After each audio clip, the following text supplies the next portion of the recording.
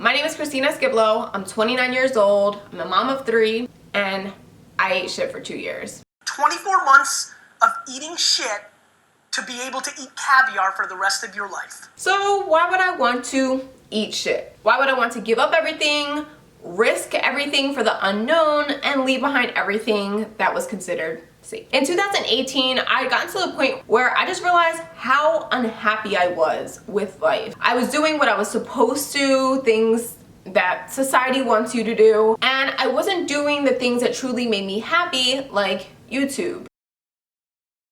It kind of breaks my heart that I haven't been posting videos because YouTube is really what makes me happy. Like, I love getting on here and making videos, creating videos. I don't know, I really just want to make it a priority to do what makes me happy and to start following my dreams. And I feel like I haven't been doing that, and I'm getting to the point where, like, I need to do what makes Christina happy. Like, I don't want to work for someone else. I want to work for myself.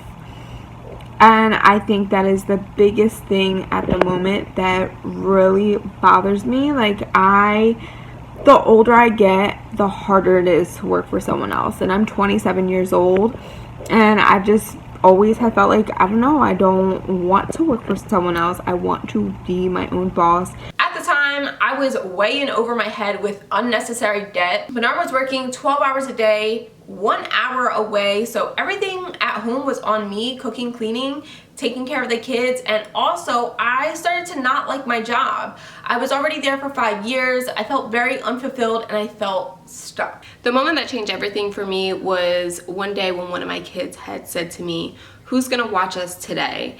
And at that moment, I realized I really don't see my kids like that because I'm always working. That's just not how I wanted to raise my kids. I thought to myself, there has to be more to life than this. And at the time, I was 27, 28 years old.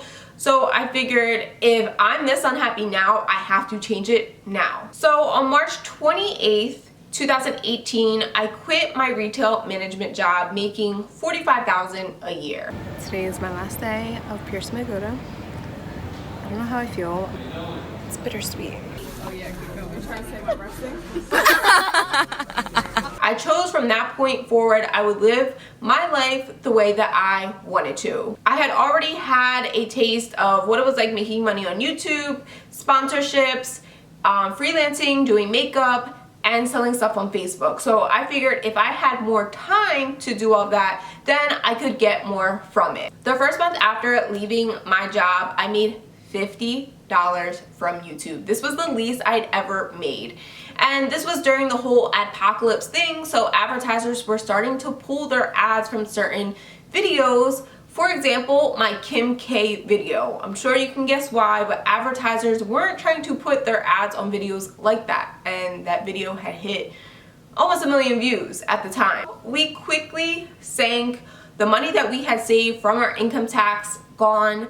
We never planned on losing our car. We never planned on eventually losing our apartment. We never planned on eating rice and eggs way more than we had like. And if you are Hispanic, then you know that's the struggle meal. We lived with the bare minimum. We never ate out. We never bought unnecessary stuff. I just got out of ShopRite, and I'm like, I've never ever been this broke in my life before. Never.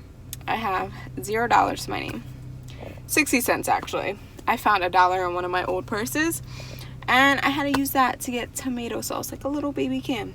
I actually use my WIC checks because I have to. Like, I know some people, like, they only use WIC for the formula. No, I need WIC for milk for my kid. Why does it have to come down to this? Like, I feel like I bust my ass, and I'm sure one day it's all gonna be worth it in the end, but I just need to get through this. Just in my car with no air conditioning. There we go. I don't want to get on here and cry. I feel like I have enough videos like that, but is the struggle real? Like, to go in the grocery store and just feel the emotions. Like, with WIC, you cannot go over like $8 for a fruit check, and like I could not go over because I have no money.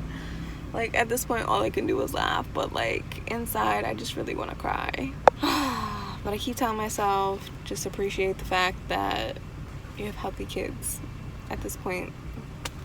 It's one thing to be grateful for. All your kids are healthy. You're healthy.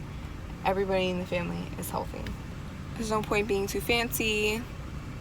I can't worry about getting my toes done. My toes have never looked worse. I mean, I could do it myself, but yeah. It's August 3rd, 2018. Woke up this morning. Car's not outside. I got repoed.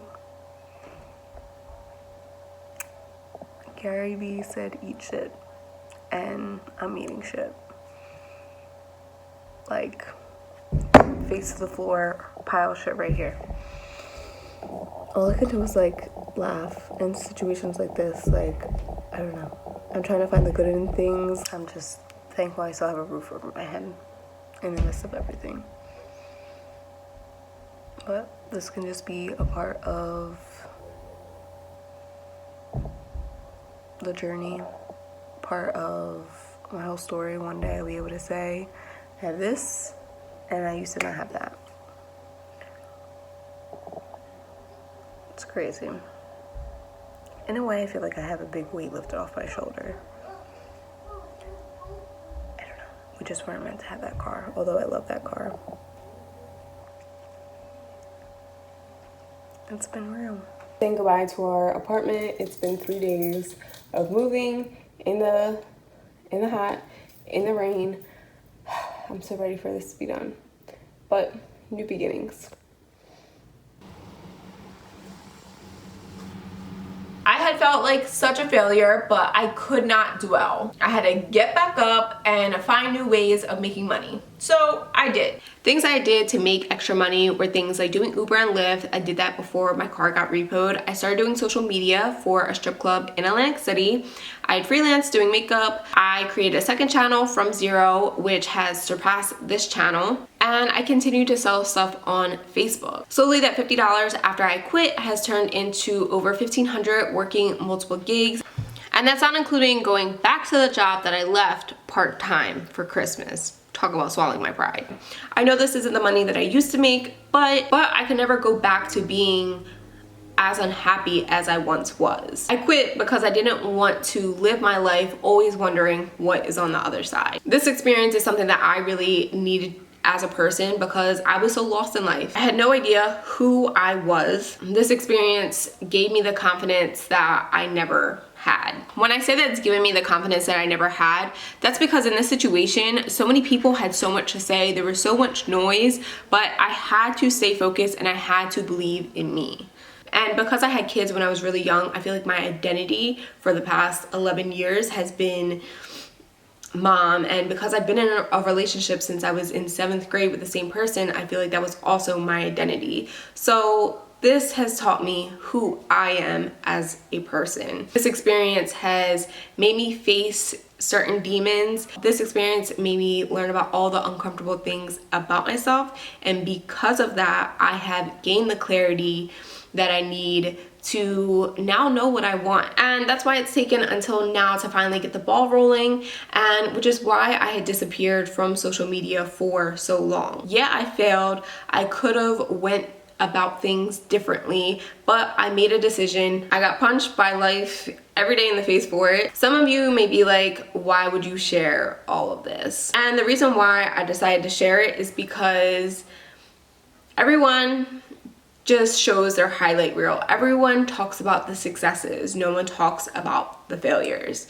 My reality is that I'm still in the trenches. I'm still surviving. I'm still taking risks every day, just trying to get further than I was yesterday. And I want to show you guys that failures are not forever. It's just all about how quickly you get back up. So I'm still in the beginning, and I'm here to take you along the ride.